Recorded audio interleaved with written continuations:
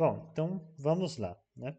Para não apagar esse código, né, caso eu queira acessar ele posteriormente, eu vou só renomear, tá? Então, vou renomear aqui para server com HTTP, né? Que é o módulo HTTP. Beleza, gente? Lembrando que HTTP é inevitável, a gente sempre vai estar utilizando HTTP, tá? A questão é que esse server a gente utilizou somente o módulo HTTP. Agora a gente vai utilizar o Express, que por debaixo dos panos também aplica o HTTP, só que aí a gente não vai ter esse contato direto. Então, vou criar aqui um novo index.js e aqui a gente vai fazer já nos moldes aqui do framework Express e do jeito que eu vou explicar aqui para vocês, pessoal, isso aqui vocês vão utilizar até o final do curso, beleza? Então, vamos lá. Primeira coisa, eu quero utilizar o Express. O Express não é um core module, ele não vem junto com a instalação do Node. Então, nós precisamos executar aqui o npm install Express, tá? Então, vamos lá. Alguns segundos. Vamos lá. Então, ele concluiu aqui a instalação, adicionou aqui independências, né? E agora a gente já está apto aí a utilizar o Express no nosso projeto, tá? Então, aqui no index, como que a gente vai fazer então?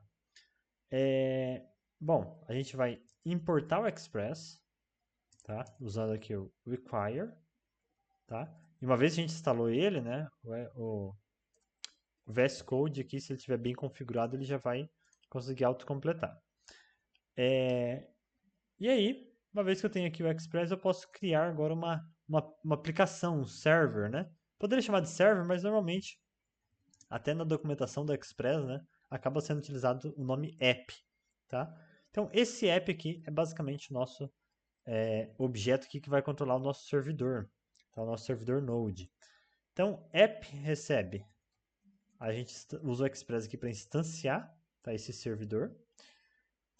E pronto, tá? Aqui nós vamos logo criar, né, as rotas, tá? Mas já deixa eu colocar ele para ouvir requisições, né?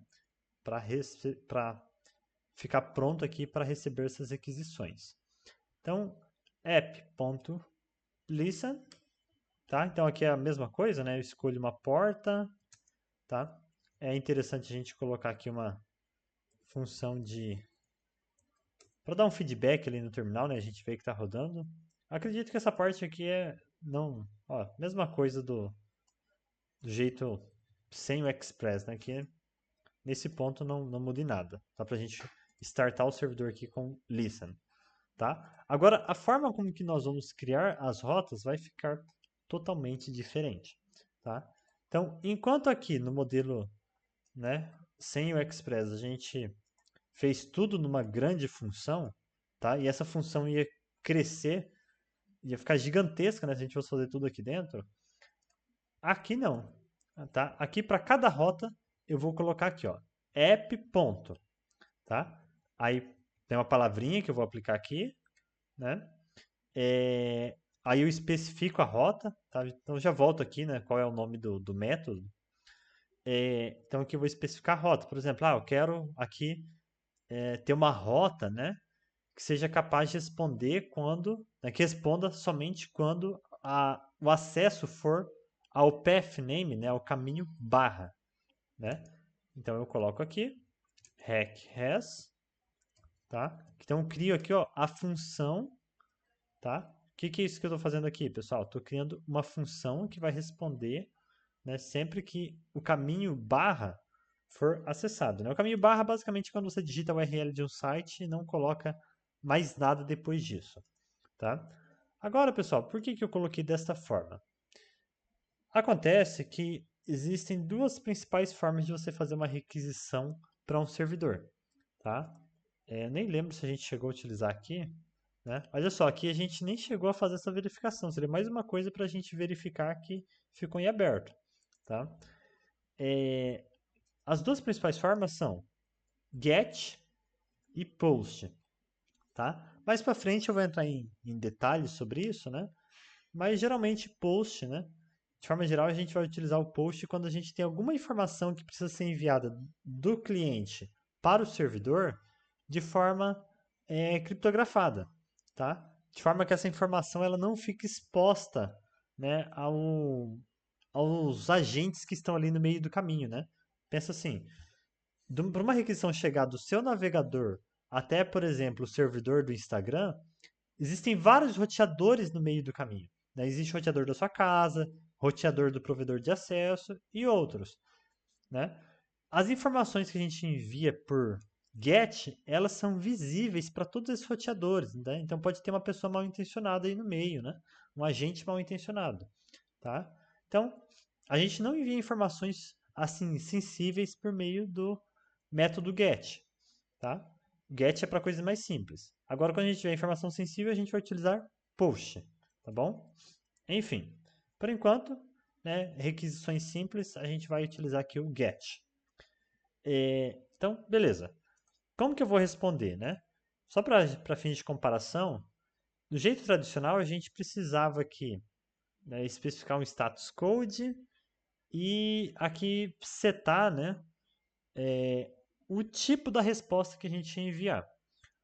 Aqui, a gente também faz isso, só que de uma forma mais direta, tá? Então, por exemplo, eu posso colocar aqui res.send,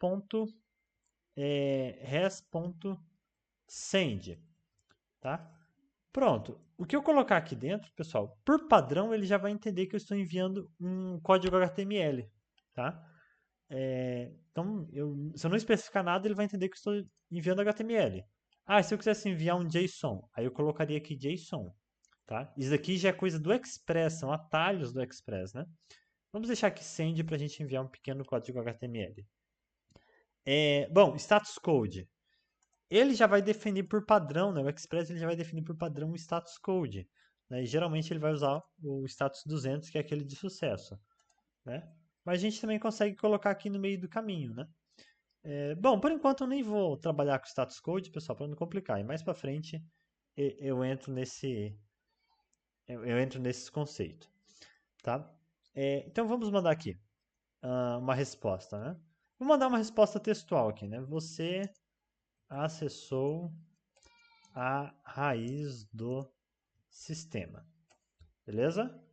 Então, pessoal, estou usando o Express aqui. Como é uma coisa que vocês vão utilizar até o final do curso, dessa vez eu aconselho que vocês acompanhem aí, reproduzam esse exemplo, tá? Testa, se tiver algum problema me fala depois.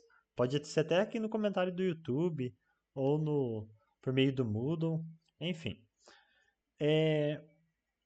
Beleza, então aqui eu já estou devolvendo uma resposta, né? E essa função vai ser executada apenas quando a requisição for no barra. Agora, quando eu tiver uma requisição para, por exemplo, barra usuário, né? Aí eu vou, ó, bem separadinho, né? Então, olha só, não é no mesmo lugar, né? Eu crio aqui um novo app.get, né? E aí eu coloco aqui barra usuário. Tá vendo? Fica mais organizado, mais modular, né? Então, só copiar esse trecho aqui, e aí eu vou enviar outra coisa. Você acessou a rota usuário. Beleza? Vamos testar? E aí, pessoal, para testagem, deixa eu ensinar para vocês aí uma ferramenta que vai ser bastante útil, né? A gente está usando agora o comando node index para executar o projeto. Beleza. Só que o problema é que, né, ó, executei, beleza. Se eu faço alguma alteração aqui no código, por exemplo, só coloquei uma exclamação aqui. Isso daqui não vai fazer efeito enquanto eu não reiniciar o servidor, né? E aí esse negócio de ficar tendo que reiniciar o servidor manualmente, né, quando você está testando uma aplicação ali que você fica toda hora modificando coisas, é chato. Então, o que a gente vai fazer? Tá? Deixa eu parar o servidor aqui com Ctrl C, tá? Vou limpar o terminal e nós vamos instalar mais um módulo que não é obrigatório, mas ele traz muita praticidade para o desenvolvimento, que é o Nodemon, tá?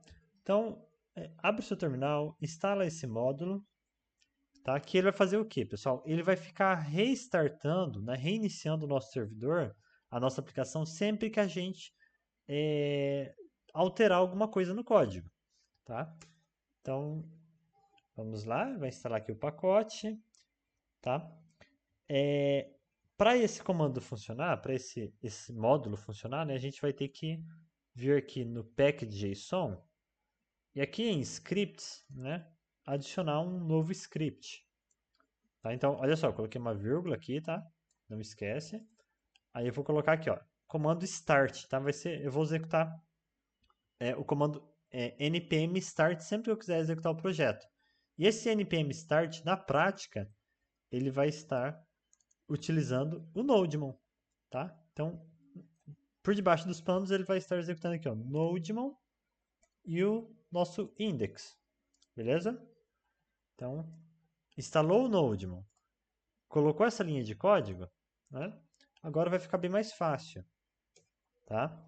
Agora, a gente, em vez de executar node index, a gente vai executar apenas npm start, tá? Só isso. Tá? Então, vocês vão ver que vai aparecer algumas coisas um pouco diferentes aqui, né? Então, isso daqui, ó, em verdinho, é o Nodemon trabalhando. E aí apareceu server rodando, tá?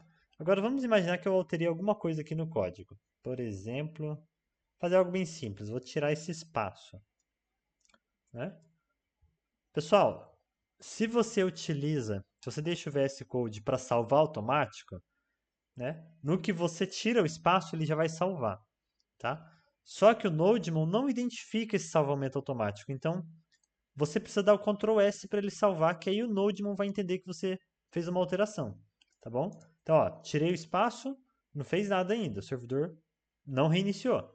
Mas agora que eu vou apertar Ctrl S, tá? Olha lá, ele reiniciou para, né, fazer com que as alterações já funcionem. Tudo bem? Então, mesmo que você habilitou o autosave aí no seu VS Code, agora que você está usando Nodemon, lembra de dar o Ctrl S, que você deu um Ctrl S, reiniciou o servidor. É muito mais fácil do que ter que vir aqui, dar um Ctrl C para parar o servidor e colocar ele para rodar novamente. Beleza? Bom, feito. Então o servidor está rodando, não vou precisar mais ficar reiniciando ele. Eu posso inclusive esconder o terminal aqui, que ele vai ficar reiniciando o servidor para mim sempre que eu apertar Ctrl S. Tá? Então vamos testar. Então vou colocar aqui, né, primeiro barra, né? Olha lá. Beleza, né? Lembrando, barra é quando você não coloca nada, né? Então eu posso digitar barra aqui, né? Quando eu aperto o Enter, ele até tira esse barra, mas ele entende, né? Que se eu coloquei a URL aqui e não coloquei nenhum caminho depois disso, né? Eu estou acessando o barra, beleza? Se eu colocar barra usuário, né? Beleza, né? Você acessou a rota barra usuário, ok? Então, pessoal, vocês percebem assim que a gente está fazendo praticamente a mesma coisa, né? É claro que aqui eu tinha colocado uma rota a mais, tá? Mas enfim, a gente está fazendo basicamente a mesma coisa, só que o código de cara aqui já está mais limpo, né? Então olha aqui, a gente tinha 26 linhas de código, um código às vezes que, né? Olha só, uma função aqui já de quase 20 linhas, né? E aqui, ó, menos código e a gente consegue ver cada rota separadinha, né? Então, de cara já está mais organizado, mas tem muitas coisas ainda que ele vai ajudar. E aí a gente vai trabalhando isso nas próximas aulas, beleza?